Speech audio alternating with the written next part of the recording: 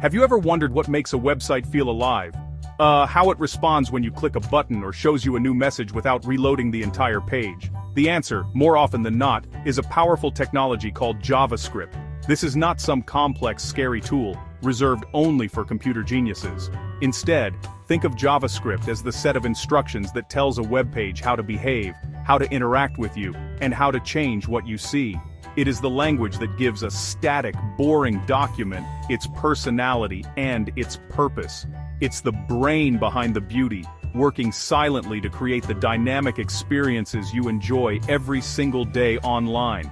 Our goal today is not to make you an expert overnight. That would be impossible and overwhelming. Instead, our mission is much simpler and far more exciting. We are going to write real, working JavaScript code, right here and right now. We will do this together, step by step, using a method called code along momentum. This just means you will follow my lead, trying out each tiny piece of code as we introduce it. This active participation is the key to learning. You won't just be reading about coding, you will be coding.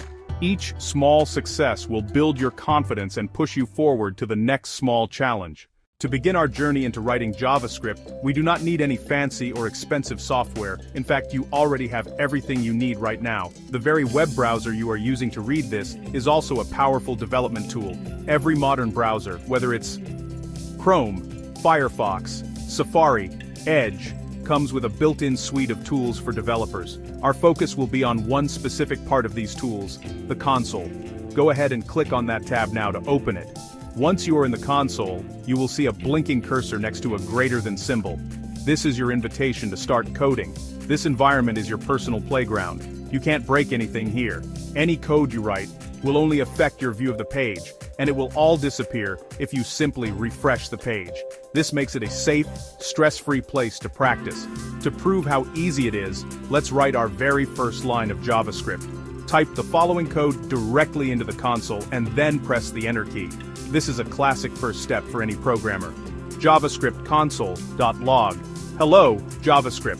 After you press Enter, you should immediately see the text, Hello, JavaScript, appear on the next line in the console. Congratulations, you have just successfully written and executed your first piece of JavaScript code. The console.log command is a simple instruction that tells the browser to print, or log, whatever you put inside the parentheses. You just told the computer to say hello, and it listened. This immediate feedback is one of the best things about learning JavaScript. You can try something and instantly see the result of your work. Now that you know how to run a command, let's learn how to store information. In programming, we often need to remember things: a user's name, a score in a game, the price of an item. We store this information in something called a variable. A variable is simply a container with a name that you can use to hold a value. Think of it like a labeled box where you can put something inside. You can put data into the box, you can see what's inside, and you can change its contents whenever you need to. To create a variable in JavaScript, we use the keyword let, followed by a name, an equals sign, and the value we want to store. For example, let's create a variable to hold a name, and another to hold a number. Type these lines into your console, pressing Enter after each one. JavaScript let player, name, Chabujax Alex, let score, Chabuja 100. You won't see any output just yet because all we've done is store the data. The name Alex is now in a container called player name, and the number 100 is in a container called score. To see what's inside, we can use our console.log command again. This time, instead of giving it text in quotes, we will give it the name of our variable. Try it now with both of the variables you just created. Console.log player name, console.log score. You will see Alex and 100 printed out. The real power of variables is that their values can change. We can update the score variable by assigning it a new value. Simply type score, Joker 150. Now, if you run console.log score one more time, you will see the new value, 150. This ability to update data is fundamental to making programs that respond to change. As you start writing more code, you will often find yourself needing to perform the same task over and over again. Instead of rewriting the same lines of code repeatedly, we can package that code into a reusable block called a function. A function is a named set of instructions that you can run anytime you want, simply by calling its name. Think of it as a recipe for a task. You write the recipe once, and then whenever you want to perform that task, you just say, do the recipe. Creating a basic function in JavaScript is straightforward. We use the keyword function, give our function a descriptive name, and then list any information it needs to do its job inside parentheses. This information is called a parameter.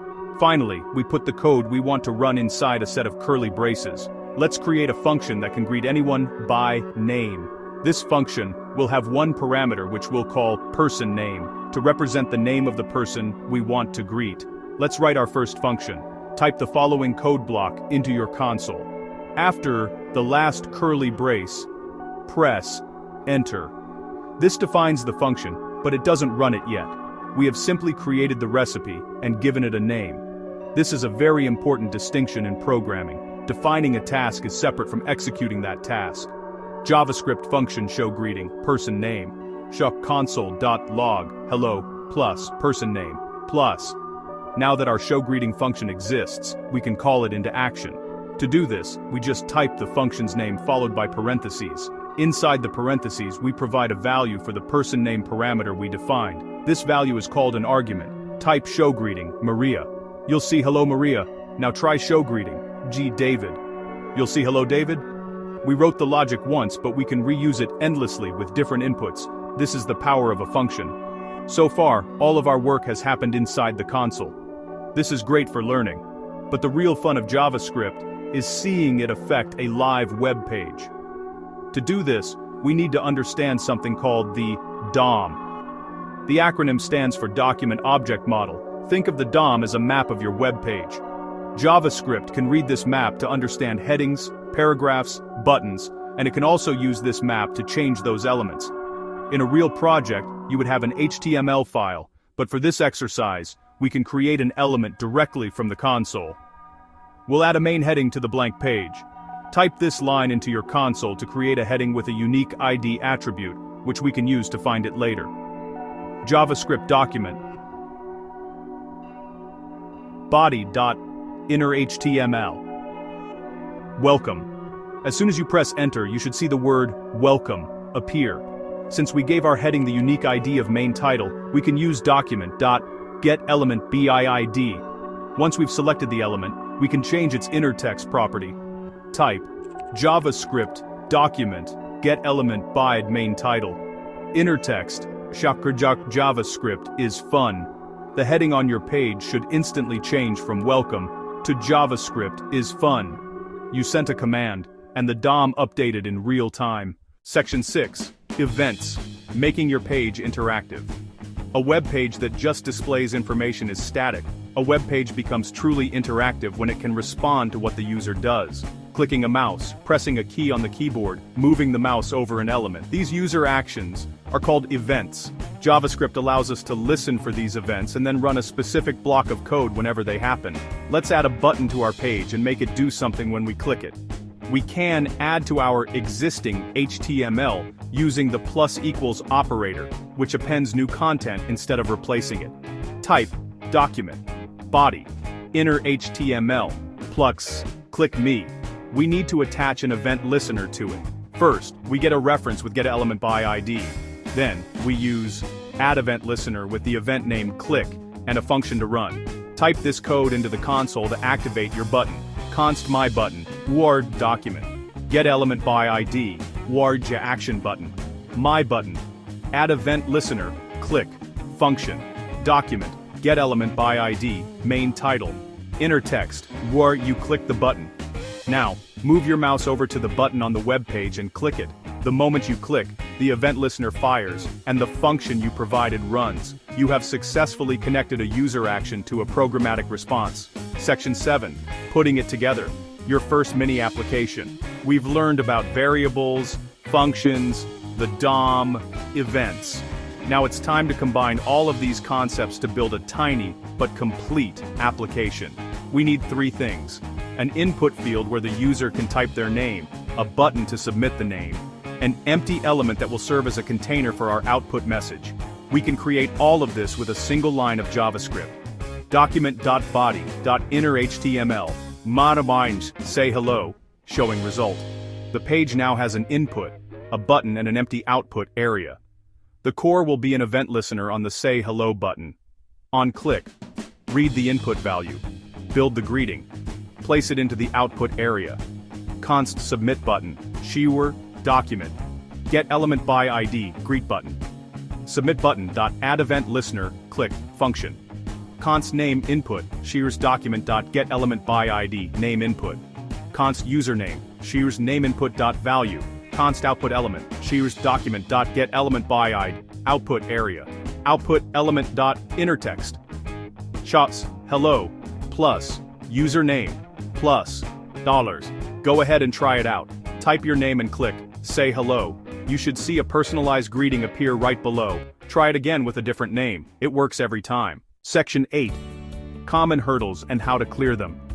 As you begin your journey with JavaScript, it is completely normal to run into problems. Every single developer spends a significant amount of time debugging, the process of finding errors and fixing errors in their code. The key is not to get discouraged, but to learn how to identify what went wrong. The most common source of frustration is when the code does nothing or the browser reports a confusing error. Your best friend in this process will be the console. One of the most frequent errors is the type error, cannot read properties of null. This usually means JavaScript couldn't find an HTML element you tried to use. For example, setting inner text on an element that doesn't exist. This often happens because of a simple typo. JavaScript, get element by ID, main title. HTML, ID's main title. Always double check that your ID names match perfectly. Another common issue is a syntax error. Broken grammar in your code. Forgetting a closing parenthesis, forgetting a curly brace, or forgetting a quote. The console will usually show the line number where it detected the problem. Check that line and the line before it closely. Sometimes code runs without errors but doesn't do what you expected. That's a logic error. The code is valid, but it doesn't do what you intended. Use console.log as your best tool. Sprinkle console.log statements to inspect variable values. That shows what your program is thinking and pinpoints where things went wrong. Don't be afraid to overuse it. It's invaluable for understanding code flow. Section 9. Conclusion. The journey has just begun. Today, we have taken a significant first step into the world of programming. We started with a simple goal, to write a small piece of working JavaScript. Along the way, you have accomplished so much more than that. You have learned how to use your browser's console as a coding environment. You have mastered the concept of variables. You have organized code into reusable functions. You have learned to manipulate the DOM and to use events to make your page respond to user actions. The next logical step is to start writing your code in actual files instead of just the console. Create index.html and script.js, link them, and rebuild the application we made today.